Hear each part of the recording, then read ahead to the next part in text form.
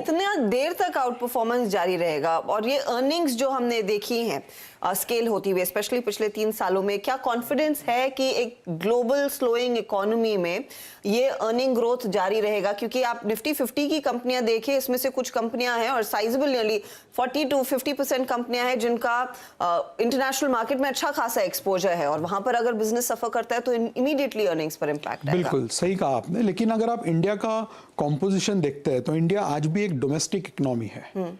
Cyclical sectors का जो contribution है, चाहे मेटल्स हो या ऑयल एंड गैस हो, और थोड़ा बहुत आपका आईटी से आता है, राइट। हमने आईटी में देखा है पिछले 3 साल से जो कोविड के बाद है एक टेलविंड बन गया है। अभी हालांकि कंसर्न्स उभरे हैं पिछले 6-9 महीने में कि यूएस में रिसेशन होगा, फेड रेट हाइक होगा, बट अभी तक एक भी आईटी कंपनी ने अपने कमेंट्री में ग्रोथ स्लो डाउन का बात नहीं किया है। भले ही मार्जिन नीचे आया है, बट इनफैक्ट आपने देखा होगा जो लास्ट क्वार्टर के रिजल्ट्स है उसमें इन्फोसिस ने अपना गाइडेंस रेज किया था। मुझे लगता है अक्टूबर क्वार्टर के कमेंट्री में भी आपको डिमांड स्लो डाउन का कमेंट्री नहीं दिखेगा। वैल्यूएशंस बढ़ गए थे, वो करेक्ट हुए, दूसरा नैरेटिव चेंज हो गया है। सो कई बार सेक्टर में ग्रोथ कम नहीं होने के बावजूद भी स्टॉक गिरते हैं क्योंकि आपका पीईडी रेटिंग होता है, राइट। बैंकिंग सेक्टर हमें आज जो सबसे ज्यादा तेजी लगता है, जिसमें हमें 2 साल से बहुत ज्यादा तेजी लग रहा था, बट पिछले साल अंडर परफॉर्म किया है।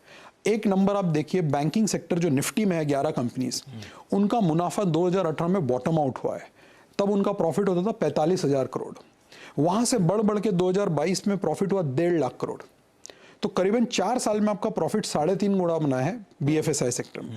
और अगले साल हमारा एस्टिमेट है कि 1,92,000 करोड़ होगा, जो कि 30% का ग्रोथ है। सेक्टर ने अंडर परफॉर्म किया है, जबकि प्रॉफिट 45 से अगर आप 1.5 लाख करोड़ पकड़ते हो, हमारा जो पूरा अगर आप FY19 भी ले लेते हैं, FY18 चूंकि बहुत अनयूजुअल ईयर था जहाँ क्रेडिट कॉस्ट बहुत ज्यादा थे, FY19 में प्रॉफिट 60,000 करोड़ था, FY22 में 1.5 लाख हुआ, तो 2.5 गुना प्रॉफिट बढ़ा। बट ये 3 साल में मार्केट कैप केवल 53% बढ़ा था, तो भयानक अंडर परफॉर्मेंस था और वैल्यूएशन काफी अच्छे हो गए थे, राइट। तो वो अंडर परफॉर्मेंस अभी करेक्ट होता हुआ दिख रहा है और साथ में आपका क्रेडिट ग्रोथ 15% हो गया है। जो आपके 10 ईयर के बॉन्ड यील्ड 7.6 हो गए थे, वो गिर गिर के 7.2 7.3 रेंज में आए। तो कुछ जो लॉसेस थे एमटीएम वो राइट बैक हो गए। और वैल्यूएशन आज अगर आप काफी सारे मेन स्ट्रीम सेक्टर देखते हैं तो मुझे लगता है बीएफएसआई सेक्टर ही एक ऐसा सेक्टर है जहां पे वैल्यूएशन में अभी भी आपको एक अपसाइड दिखता है। इसलिए हमको लगता है कि ग्लोबली हालांकि बहुत सारी चीजें चेंज हो रही है, बहुत वोलेटाइल है।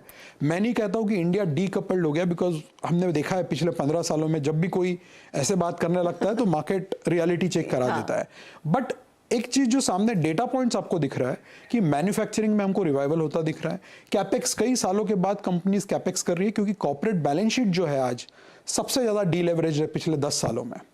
तो लिक्विडिटी टाइटनिंग का इंपैक्ट आपके इस पे तब होता है जब आपका सेक्टर के बैलेंस शीट बहुत ज्यादा लेवरेज हो, कर्जा बहुत ज्यादा है, जो आज नहीं है। सो अगर टाइटनिंग होता है, बाकी जगह रेट हाइक होता है, तो कॉर्पोरेट बैलेंस शीट में उसको एब्जॉर्ब करने की क्षमता बहुत ज्यादा है आज, इसलिए इंडिया स्टैंड आउट कर रहा है। और दूसरा पॉलिटिकल स्टेबिलिटी, राइट। हमारे आसपास के देशों में हमने देखा, पाकिस्तान, श्रीलंका, बहुत तरह का वोलेटिलिटी है at a macro level. India में वो नहीं है, एक स्टेबल सरकार है और बहुत ही स्टेबल एनवायरनमेंट रहा है। तो ये कई सारी चीजें मैटर करती है जब आप देखते हैं कि इंडिया का जो पी मल्टीपल है आज एमएससीआई इमर्जिंग मार्केट के मुकाबले 112% के प्रीमियम पे चल रहा है। पिछले 10 साल का आप रिटर्न देखिएगा, एमएससीआई इमर्जिंग मार्केट फ्लैट है, इंडिया ने डॉलर टर्म्स में 12% CAGR किया है। ये बहुत स्ट्रॉन्ग आउट परफॉर्मेंस रहा है। ये प्रीमियम के पीछे ये सारे रीजंस हैं। आपने शुरू करा तो कहा पिछले 1 दशक 6.5% की ग्रोथ, ये पिछले 3 साल क्या जबरदस्त परफॉर्मेंस, इवन लास्ट ईयर भी डबल डिजिट।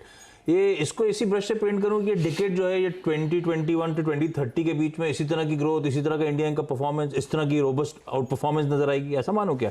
ये कोविड रिलेटेड कुछ एबरेशंस थे, अगर उसको मैं नॉर्मलाइज करूं तो शायद इस तरह की ग्रोथ नहीं, वो कुछ एक सेक्टर में हो सकता है। देखिए, जहां वो जैसे आईटी में हमने देखा था 2020 और 21 में बहुत ज्यादा ग्रोथ आया था, प्लस मार्जिन बहुत इंप्रूव हो गया था क्योंकि कोविड के वजह से वीजा कॉस्ट बच गए थे, ट्रैवल नहीं कर रहा था कोई, ऑफिसेज बंद थे, राइट। तो वो सारा मार्जिन में आपको सेव हो गया था। बट ऑलरेडी 2022 में आप देख रहे हैं कि मार्जिन करेक्ट होना चालू हो गए क्योंकि कुछ एक कॉस्ट वापस आ गए। ऑन द अदर हैंड आप देखते हैं कि जो डिस्क्रिशनरी सेक्टर्स है, ट्रैवल, टूरिज्म, होटल्स, ये QSR जिसका हम बात कर रहे थे, जब लोग अंदर बैठे थे तो ये सब सेक्टर्स में स्पेंडिंग नहीं हो रहा था। दूसरा एक और चीज है बैंकिंग सेक्टर, जो 3 साल में कोविड में एक भी बैलेंस शीट इवेंट नहीं हुआ। सबसे खराब दौर से हम गुजरे थे, जहां बहुत डर लग रहा था लोगों को कि एसएमई सेक्टर्स में क्रेडिट कॉस्ट बढ़ेगा, एसेट क्वालिटी खराब होगा, कहीं ना कहीं बैंक्स को इसका बहुत बड़ा खामियाजा भुगतना पड़ेगा, जो कि हुआ नहीं है। 3 साल के सबसे खराब दौर से गुजरने के बावजूद आज अगर आप बैंक्स के आरओई देखोगे, उनका पीसीआर रेशो जिसे कहते हैं, provisioning coverage ratio, tier 1 capital देखिए, अर्निंग्स ग्रोथ देखिए, एकदम स्ट्रांग लेवल पे है। 2030 तक का बोलना बहुत डिफिकल्ट होता है, बिकॉज जो एनवायरनमेंट में हम रह रहे हैं, हर 15 दिन में चीजें चेंज हो रही है। जनवरी में हमें नहीं लगा था कि मार्केट मई तक 15% गिर जाएगा, और सिमिलरली मई में हमें नहीं लगा था कि मार्केट जुलाई में पूरा रिकवर कर जाएगा। लेकिन हकीकत यह है कि अक्टूबर से जून तक $35 बिलियन का एफआई का जो बिकवाली हुआ है, वो मार्केट ने बहुत स्ट्रांग तरीके से एब्जॉर्ब किया है, क्योंकि रिटेल फ्लोज बहुत मजबूत रहा है, पूरा के पूरा काउंटर बैलेंस कर दिया है। बिल्कुल। तो